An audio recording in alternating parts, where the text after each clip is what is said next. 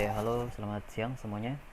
Di video submission bagian pertama ini ada beberapa runtutan ya yang harus diselesaikan untuk submission bagian pertama ini. Nah, untuk materi submission bagian pertama ini kita akan lebih fokus di bagian repository manajemennya ya.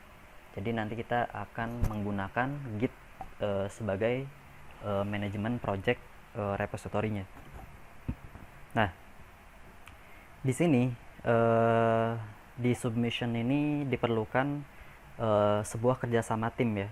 Jadi jika salah satu tidak ada koordinasi atau salah satu ketinggalan atau salah satu bingung, itu nanti akan mengakibatkan fatal terhadap pekerjaan gitu ya. Jadi diharapkan di bagian video pertama ini untuk pembahasan materi difokuskan ya. Jadi dimaksimalkan untuk memahami konsepnya di depan nanti.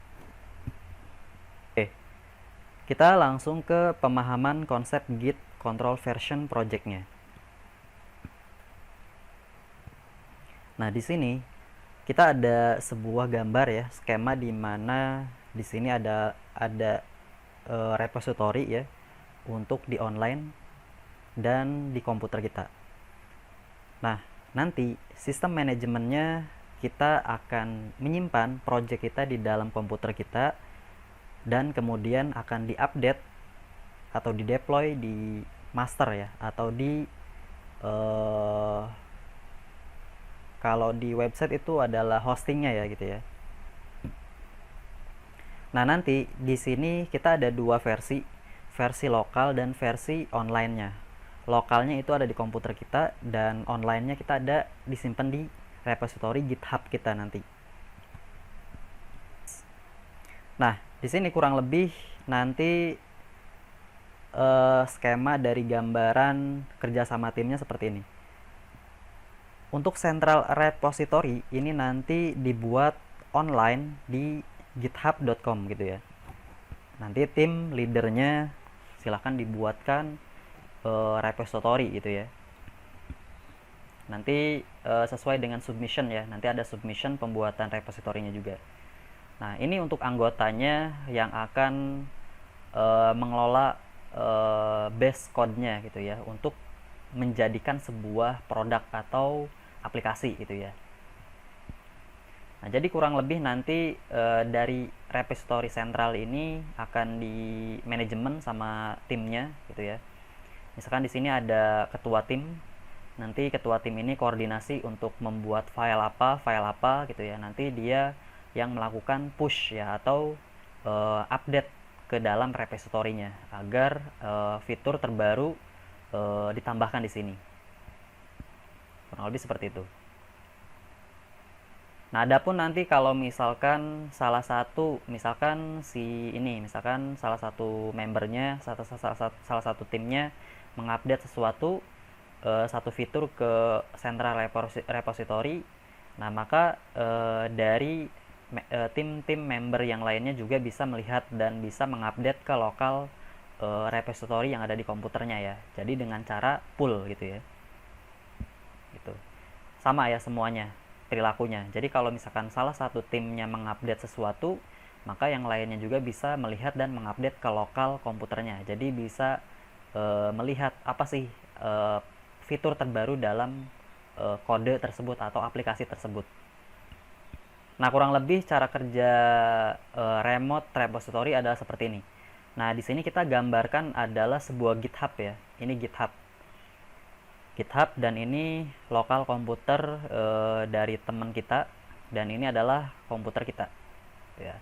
Nah, ketika repository ini diupdate, maka si komputer yang lain itu bisa ngepull dan melihat updatean terbaru dari kode atau program terbaru yang sudah diupdate sama kita. Begitu juga dengan jika orang tersebut mengupdate sesuatu, kita juga bisa melihat sesuatu yang terbaru yang ada di repository tersebut. Gitu ya. Oke. Nah, kurang lebih gambarannya seperti ini untuk kita menggunakan GitHub ya nanti untuk center repository-nya. Nah, di sini remote repository-nya pakai GitHub. Terus kemudian ini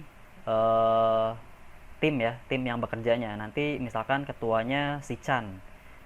Timnya di sini ada anggota timnya si Maria dan si Angelo gitu ya.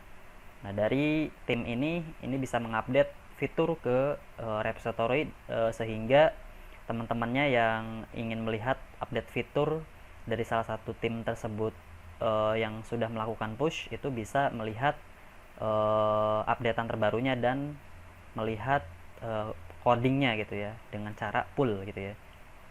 Nah, di sini kurang lebih cara kerjanya kayak gini. Jadi misalkan ada master ya di sini, ketua timnya di mana dia menciptakan satu repository, terus kemudian dia kerja sama tim ya.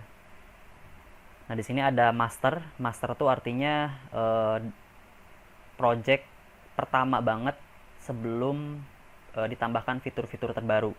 Kemudian develop di sini menambahkan fitur-fitur, targetnya misalkan membuat fitur pembuatan aplikasi kalkulator sederhana gitu ya. Develop. Nah, ini nanti kalau misalnya udah jadi berarti versinya versi berapa nih? Versi 2 misalkan. Kemudian pengen nambah lagi fitur dan seterusnya sampai fitur last fitur ya, last update gitu ya. Misalkan fitur terakhir di sini versi 3. Nah, di sini berarti nanti yang bakalan digunakan adalah fitur terakhir gitu ya, yang last update-nya. Nah, contoh seperti ini. Untuk master project, misalkan master project-nya kita kerja sama tim, kita baru bikin menu di aplikasi website ya. Terus kemudian diupdate ke versi 1.0 di mana di sini udah menambahkan informasi untuk websitenya. Kemudian update terbaru lagi di versi kedua di sini menambahkan baris yang berikutnya ya. Otomatis ya codingnya juga nambahin ya. Nah, terus kemudian versi ketiga ini last update menambahkan sudah full gitu ya, sudah full fitur gitu ya, semuanya udah lengkap di sini. Nah, kurang lebih seperti itu. Nah, sekarang gini pertanyaannya, possible nggak kita turun ke versi sebelumnya, misalnya ke versi 2? Possible aja gitu ya. Jadi itu memungkinkan banget. Misalkan pengen menambahkan project apa lagi, pengen menambahkan fitur apa lagi, itu bisa banget. Itu bisa juga masuk ke versi yang paling lama gitu, yang versi yang paling masternya banget, yang paling tidak ada apa-apanya gitu, baru menu-menu aja. Nah, ini versi last update-nya. Oke, nah kurang lebih seperti itu ya dari pemaparan video pertama ini. Saya harap teman-teman sudah masuk ya logikanya untuk nanti kita implementasi dan langsung ke real project-nya seperti apa nanti kerja sama timnya.